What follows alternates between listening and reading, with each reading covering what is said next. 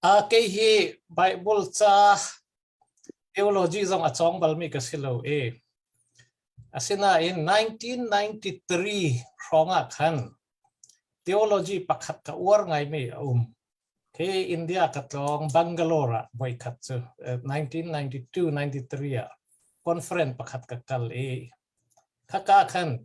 liberation theology ti mi kha professor pakhat ni lecture an kan pe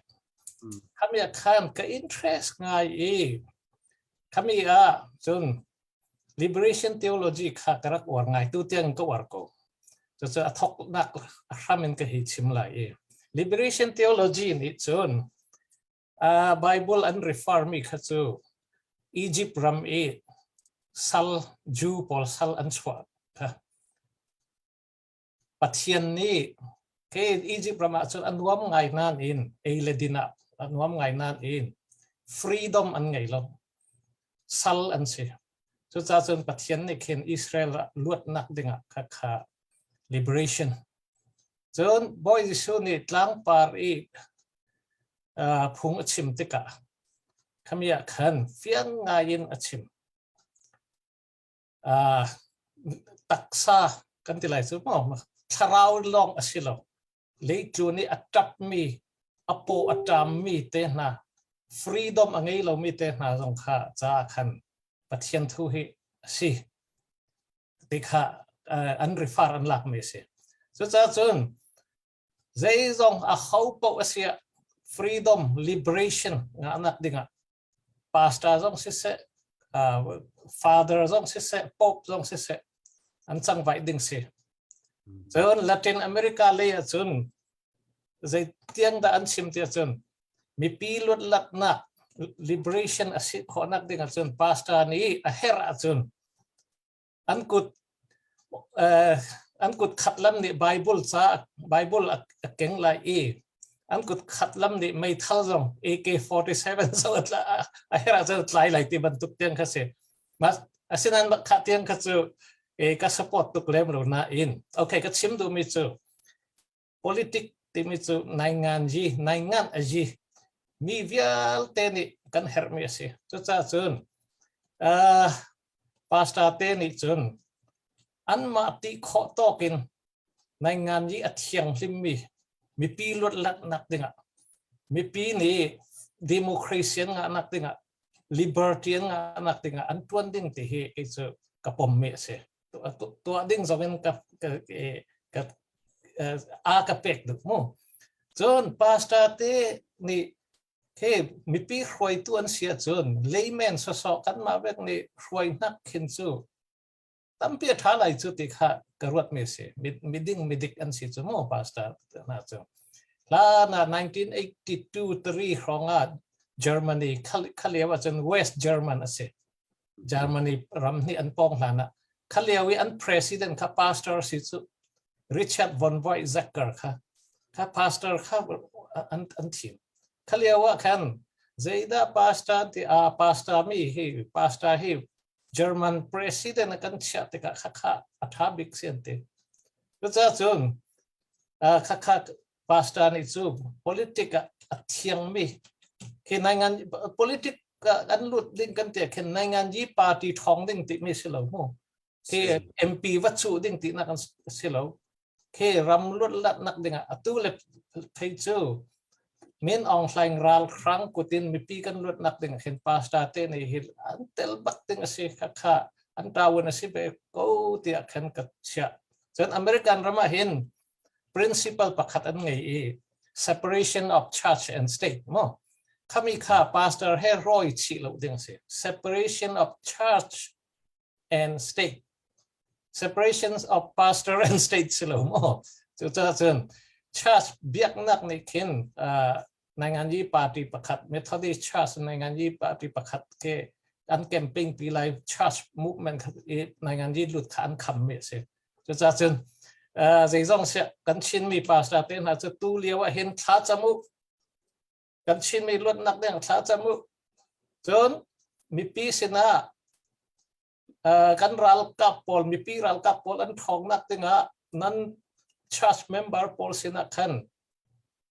a hlu pek dinga for fialu chimu te kha ka request do me se talom Tha se puzau tum hung zong nam hu ning na ruat ning ban chim dinga kam ban som ve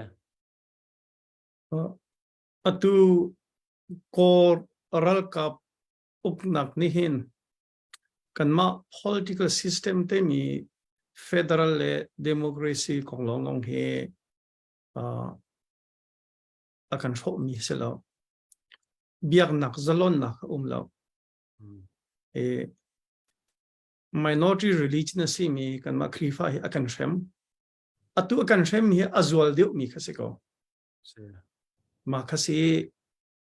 navun ka hal cha wun chim ko ning lo kum thong hi lewa khen Baptist World Alliance ti mi valei chung Baptist si ton pum nakhi Melbourne kho Australian tua anma Baptist World Alliance ni an kasom Coral Cup ni krifa an kan shem le religious freedom biak na e zalon na umlo na kong kha kachim chelewa chen atu Nancy pa Dr. Chunglian hu ke ko rama ara kai ve kachim leo zang zu umbe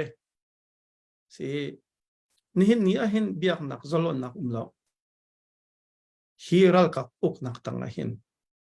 biak nak zalon nak nak ding cha chen federal ram kan si how democracy ram kan si how chu cha chen atu leo labang he chu kan ni nai te na ka halmi documentation kan to hi pastor da ko an tha chu biakin da ko an khang chu biakin chung ha da ko an du an riak chu ma kha luat nak ding cha khan chan krifa buni kan to lawa ahoni da atwan lai pastor te ni atwan lawa ahoni da atwan lai chu cha chun kanitel oxy kantuan oxy atu US labang chu atu kan ma song kan tha thu chin lang mang krifa kan si ronga akan shem na khi US achauza a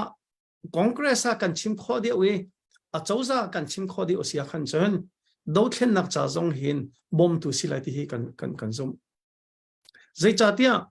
USA policy a hin valei chung hi biak nak zolon na se ti hi ase President Bill Clinton achana hin international religious freedom timi pi phung pi ki arakser chu phung in chuna tu e atwan choma me ki State Department a international religious freedom office pi ambassador at large anti atu atwan choma me ki President Biden bak ni akhat mi se chon cholawa chun federal pi ni adi ri chu US USAF kanti atoy na ke chu federal ni adi chu commission pi chu Republican Party le Democrat Party shoi tu thani commission na priyat kha an khan ni khan valley chungi krifa o biang nak zalon na kong kha an au pi US a foreign policy pi ater mi si ma he chu cha chun kan rama hin a federal le democracy lai biang nak zalon na ding hi abapi to mi se chu cha chun atu bantoka pastor ni awlawa seite kan awlai atu Dr. Rodinga chimi liberation likachu kachimti la asaw sol lai Bible cha chong mi popo ni zemaza chu liberation theology kong chu kan chon cheu mi se din fel na se justice se injustice lo hi ti kha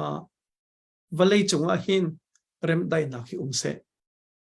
biak nak zolon nak se ti kha si atu mi online achana za vunzual tok changi kan ni lebang ni chon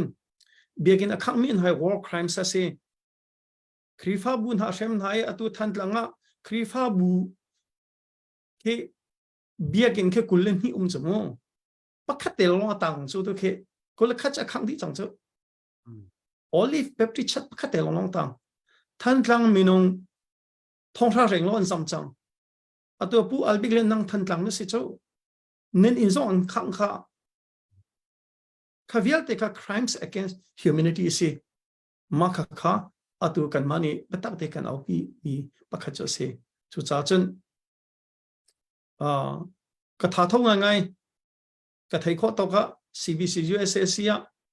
CBN Asia kanu zau mi le sia tu chu an tang ngai chon hai hi thla cham nak zonga kan maliti kho nak lam chuin trending city hi ko mi se